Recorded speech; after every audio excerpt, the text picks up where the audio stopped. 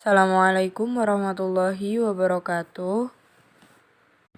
Nama saya Arin Musdalifah dari kelas PB1C, NIM 20080860558. Dosen pengampu pada mata kuliah Biologi Umum, Ibu Dwi Mei Ayu Dewandari Pranatani, SSI MSc. Avertebrata. Ekskresi berarti mengeluarkan zat buangan atau zat sisa hasil metabolisme yang berlangsung dalam tubuh organisme. Zat sisa metabolisme dikeluarkan dari tubuh oleh alat ekskresi.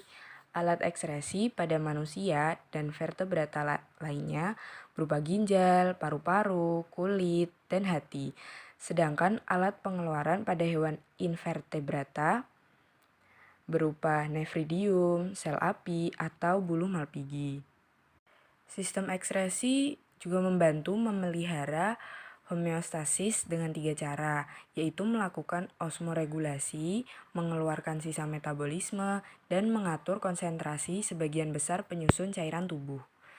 Zat sisa metabolisme adalah hasil pembongkaran zat makanan yang bermolekul kompleks. Zat sisa ini sudah tidak berguna lagi bagi tubuh. Sisa metabolisme antara lain CO2, H2O, NH3, zat warna empedu, dan asam urat.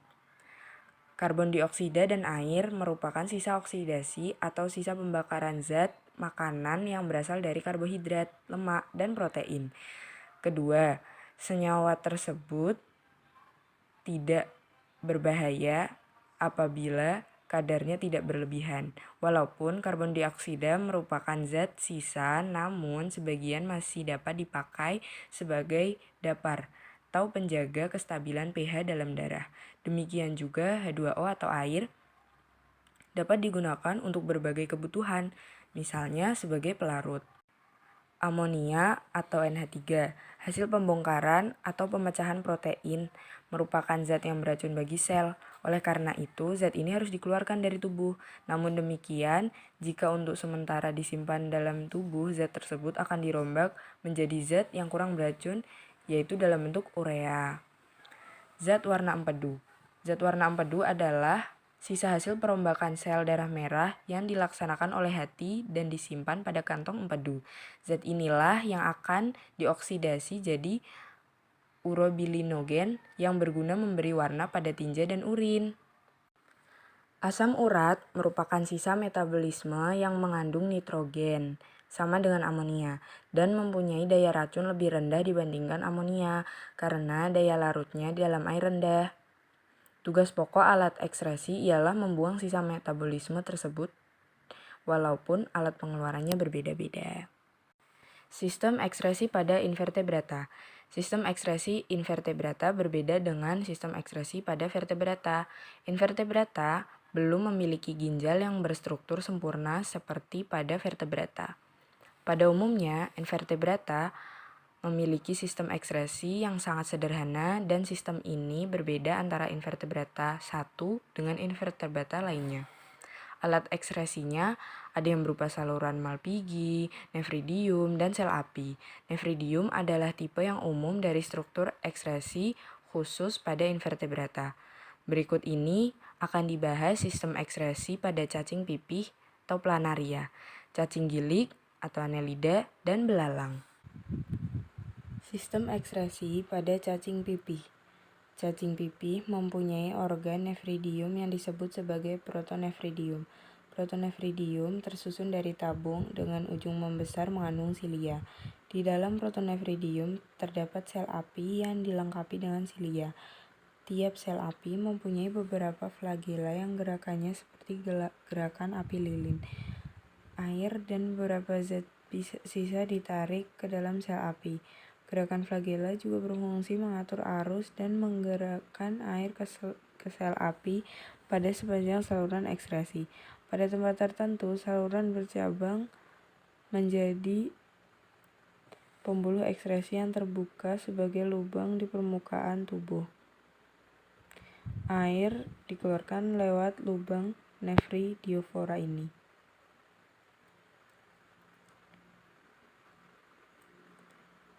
Berikut adalah gambar struktur alat ekskresi pada cacing pipih.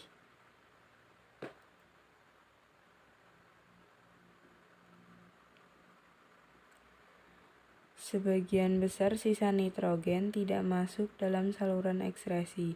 Sisa nitrogen lewat dari sel ke sistem pencernaan dan diekskresikan bisa lewat mulut. Beberapa zat sisa berdifusi secara langsung dari sel ke air.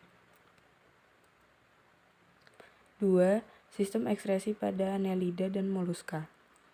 Annelida dan Moluska mempunyai organ nefridium yang disebut metanefridium. Pada cacing tanah yang merupakan anggota Annelida, setiap segmen pada tubuhnya mengandung sepasang metanefridium kecuali pada 3 segmen pertama dan terakhir. Metanefridium memiliki 2 lubang. Lubang yang pertama berupa corong yang disebut nefrostom di bagian anterior dan terletak pada segmen yang lain. Nefrostom bersilia dan bermuara di rongga tubuh. Rongga tubuh ini berfungsi sebagai sistem pencernaan. Corong nefrostom akan berlanjut pada saluran yang berliku-liku pada segmen berikutnya.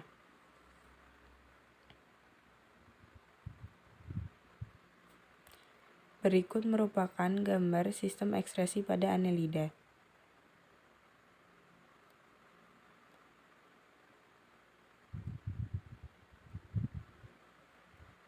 Bagian akhir dari saluran yang berliku-liku ini akan membesar seperti gelembung.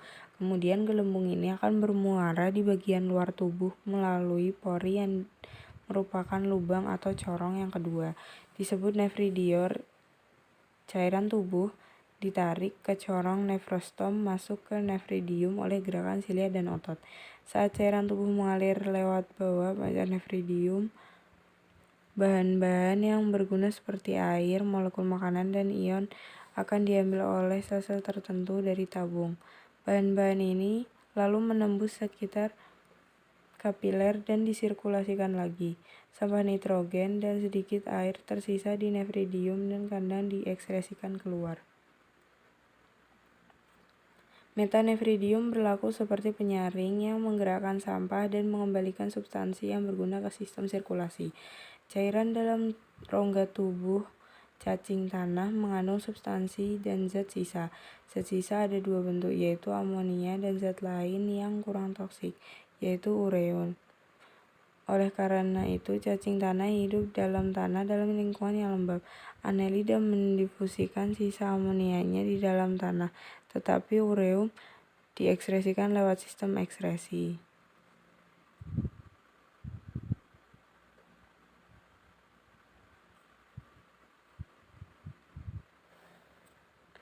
Alat ekskresi pada belalang. Alat ekskresi pada belalang adalah pembuluh Malpighi, yaitu alat pengeluaran yang berfungsi seperti ginjal pada vertebrata. Pembuluh Malpighi berupa kumpulan benang halus yang berwarna putih kekuningan dan pangkalnya melekat pada pangkal dinding usus. Di samping pembuluh Malpighi, serangga juga memiliki sistem trakea untuk mengeluarkan zat sisa hasil oksidasi yang berupa karbon dioksida.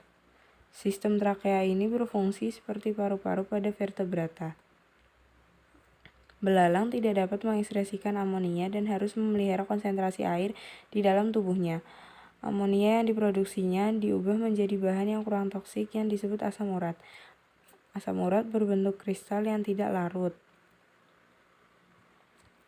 Pembuluh Malpighi terletak di antara usus tengah dan usus belakang. Darah mengalir lewat pembuluh Malpighi. Saat cairan bergerak lewat bagian proksimal pembuluh Malpighi, bahan yang mengandung nitrogen diendapkan sebagai asam urat, sedangkan air yang berbagai garam diserap kembali, biasanya secara osmosis dan transport aktif. Asam urat dan sisa air masuk ke usus halus dan sisa air akan diserap lagi. Kristal asam urat dapat diekskresikan lewat anus beberapa feses. Berikut merupakan gambar sistem ekskresi pada belalang. Baik, sekian dan terima kasih. Maaf bila masih banyak kesalahan. Wassalamualaikum warahmatullahi wabarakatuh.